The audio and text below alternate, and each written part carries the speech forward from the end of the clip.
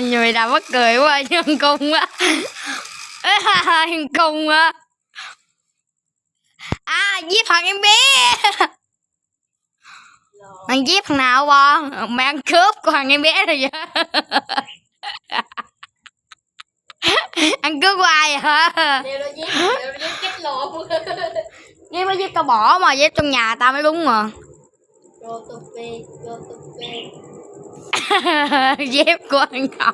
Thằng Quay tới đập thằng nhỏ gãi cu đá. Rồi lấy cu đá của mình đeo cái dép đi về. Bò bò